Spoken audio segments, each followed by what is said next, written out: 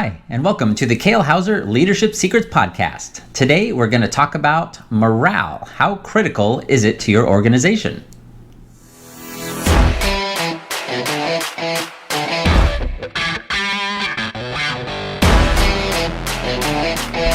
Hello, and welcome back to Kale Houser Leadership Secrets podcast. I am Kale Houser. Thank you so much for joining me today.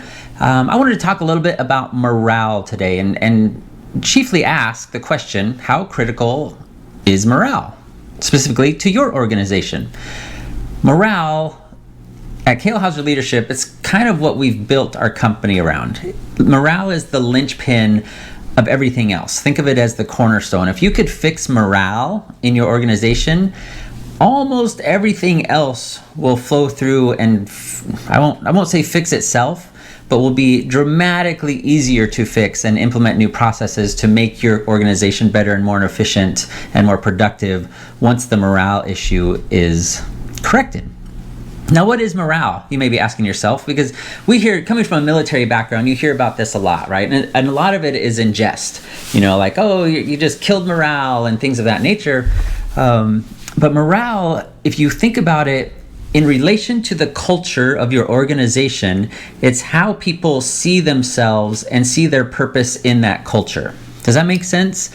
Morale is the way people see their place in your culture and their contribution to that culture.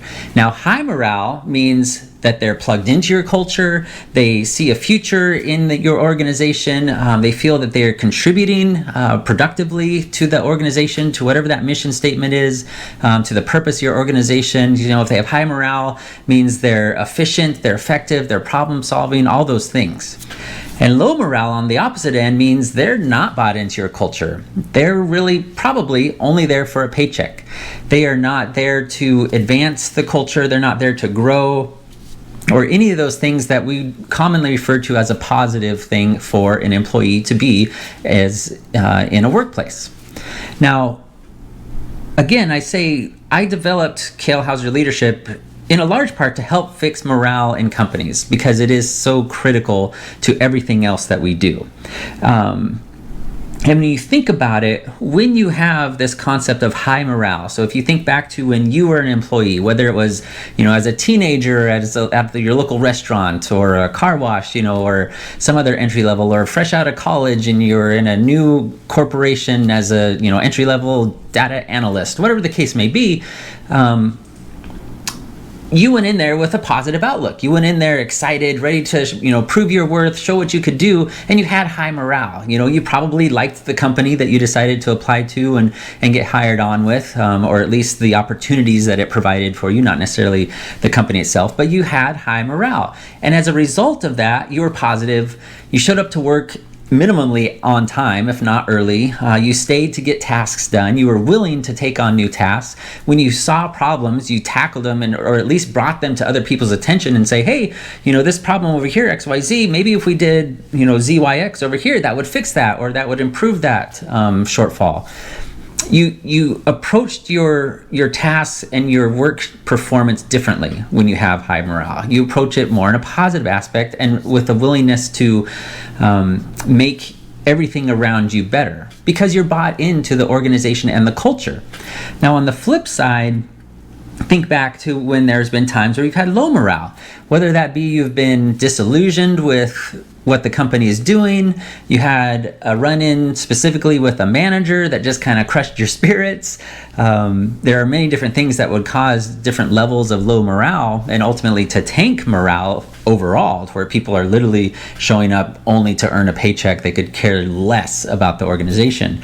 And low morale, the way you see this in your organization, if you don't know, if you're not aware of how to gauge your employees and your teammates, where their morale is, some of the critical and most obvious ways, and I'll go through a list here, is your teammates and their unwillingness to take the initiative to solve problems.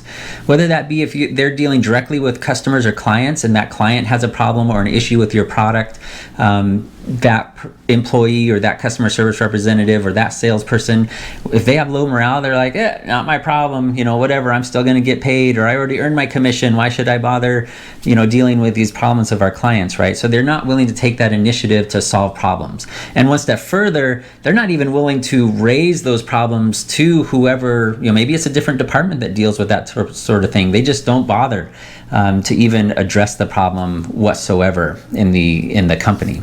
A second would be the loss, and we've talked about this in a previous podcast, is the benefit of the doubt. And people with low morale, they lose that. They no longer give people, whether it be their coworkers or their management or their leaders or the business owner themselves, no longer give them the benefit of the doubt because they've lost they've lost that loving feeling, right? They don't care anymore. They no longer give you the benefit of the doubt. And on the extreme cases, they actually go into the more probability of assuming the worst of every situation. Any idea that the boss man comes down with is a horrible idea. And that just makes my life more difficult. And you just created so much more work for me, right? So you go from just the apathy of not giving you the benefit of the doubt to the actual, no kidding, negative, to now fighting tooth and nail every idea that comes down the pipe or that somebody else brings up. Another, and this is a little bit harder to gauge, but you'll see it long term if you let this continue, is the loss of loyalty to your organization. Okay, so if you as the leader, that's part of the culture you're trying to build, is you want to build people on your team and you want them to be there long term, if that's how your organization is set up, not a short-term type thing. And you do that by building loyalty. Loyalty will carry people through hard times because they're loyal to that mission, they're loyal to that purpose, they're loyal to that person. Even as you as the business owner or leader, they may be personally loyal to you, even outside of family. This happens quite often in the military. You become personally loyal to some commanders because they've done things that you really respect and you can get on board and you want to emulate. And you see this long term, that if they've lost that loyalty, then that's in the form of they quit, right? They're not loyal to you for any reason, and they found another opportunity or some other organization that they believe more in and that they can actually buy into. Another one is, and this is something that you can see fairly quickly, is a rapid decline in communication back and forth. And that could just be them, that even if it's just a person, they start shutting down, because it really becomes not worth it anymore to try to deal with that, because whatever's causing this low morale, something is causing it. So they're starting to retreat inward to not deal with that. Okay, while they just try to, really, they're going through the thought process of, how long can I handle this? Is this worth it anymore? What do I need to do to find another job? Is the hassle worth it to interview? And all those things is going through their mind as they've lost loyalty to your organization. And now, as they've done that, they're starting to decline or withdraw their communication back and forth. And you may even see this as you try to communicate with them, whether even on just an everyday, like, hey, good morning, Chuck, how are you doing? And they're just like, hey, good morning. Or if it's a more official capacity, maybe it's a year-end review or a midterm feedback, and you have to talk about their performance and specific aspects of that. They're not providing that back and forth in order to figure out how to do things better or more efficient or anything of that nature, right? Especially if you have to address some problems in their performance. They're definitely not open to constructive criticism, shall we say. And they typically, again, goes back to, they lose the benefit of the doubt that you're doing it, providing them that constructive criticism to make them better. And now it just further snowballs into negative. Okay. And you'll also see this with an overall low morale in your organization, is that your team members, and again, this goes back to the benefit of the doubt, is they're on guard. They're not so carefree anymore as they're walking around and having their interactions within the workplace and taking them at face values. They're now more guarded. because something has happened to cause this low morale, and they've got their walls up and they're trying to figure out, how much further down is morale going to go versus having that hope of, it's going to get back to where it was if it ever was good or if they ever did have high morale. So you'll find that people are more on guard and probably a little more touchy, for lack of a better term, a little more sensitive to comments and sensitive to especially correction in your organization. And this, on the flip side, as you get a decline in all these things, whether it be communication, loyalty, benefit of the doubt, you're going to get a rise in the what's in it for me attitude in your employees or your teammates. Everything will go through that filter because it's no longer about the organization or contributing to the culture or mission of the organization. It's now about me. Numero uno. How does this benefit me or hurt me? And that is my only filter of will I do it or not? Will I expend the effort for whatever task that is happening in the workplace? Will I call one more client? And yes, I'll do it because I have a potential for an extra commission versus calling that client back that only has a complaint, right? So there's nothing in it for me to take care of that client anymore, short of, hey, but I will call to make additional sales, right? You get that what's in it for me attitude. And then generally people just go to the bare minimum. You have some standard of performance in your workplace, and that's different levels for every type of organization and business structure out there. We've talked about this a lot before, but they go to that bare minimum. Everybody knows in your organization what the bare minimum is, okay? You've, as the leader, made that clear through your actions and what you will tolerate, what's rewarded and what's punished, and what's allowed to happen. And everyone kind of knows informally what the bare minimum is. Like they know, okay, well, Chuck got fired, for stealing last week, so I can't do that. But Susie over there, she comes in late, 15 minutes late, 2 or 3 times a week, so that's acceptable behavior. So they fall to that level because, again, they're not bought into your culture or your organization. Now, as I said at Kale Houser Leadership, our goal by creating more confident, connected, and inspirational leaders is to affect the morale of your company. And there are so many different ways and aspects that happens, both for the positive and the negative. But this is that taste of, for you to analyze as the leader of your organization, where does the morale fall? Would you consider high morale? And this includes you as the leader. Do you walk into your organization bought in? Do you walk into your organization, ready to do the extra work because you care about the organization, you care about the other people there, you care about your clients, whatever the case may be. And this goes beyond just the financial aspect of it, okay? So we're not talking pure paycheck, financial rewards, or bonuses, although that certainly can play an aspect, nor are we just talking strictly about, certificates of appreciation or employee of the quarter type of stuff. This goes really down to the culture of your organization and how people feel a part of it or not, okay? And I've got really too many stories to count about how in my military days morale was affected for the positive and the negative.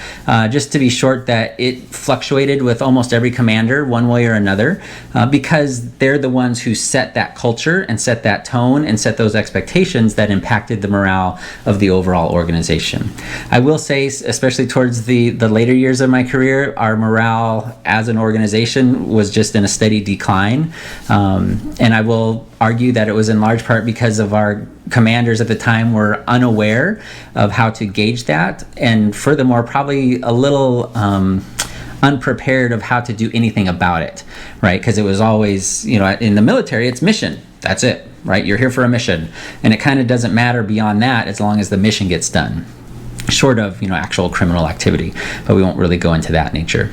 So as you're looking at your organization, whether that's a big, you're in charge of 50, 500, 1,000 people, or a small, you're a small business owner that has 5 employees or 10 employees, look at that culture you've created or you're trying to create, be purposeful about that, and then look at how people are responding to that, whether they're buying into that culture, they feel a part of it and feel contributing to it, or if they're outside of that culture and they're not really there other than to, produce their X number of widgets that they have to do to get their paycheck at the end of the week. All right. So morale, I would argue, super critical for your organization. Don't ignore it. Make sure it's something that you think about often as you're going through your business identity and the type of people you're bringing into your organization and how you treat them. All right. You'll find that give people a reason to be there and they'll buy into it. In general, people want to be a part of something, especially part of something that's awesome and growing and productive, all those things, right, that are fulfilling to them. All right. Well, thank you so much for joining me today. I super appreciate your time. Drop me a line anytime if you've got an example of something that just tanked your morale, or something on the flip side that you're like, man, I was kind of in the dumps, but my leader or supervisor did something and just shot the group morale through the roof. I would love to hear about it, and certainly we can discuss it on future podcasts for other people to maybe implement or not implement. All right. Kale at kalehouserleadership.com. Again, no matter where you're at in the world, I appreciate you. Have a fantastic afternoon. Bye.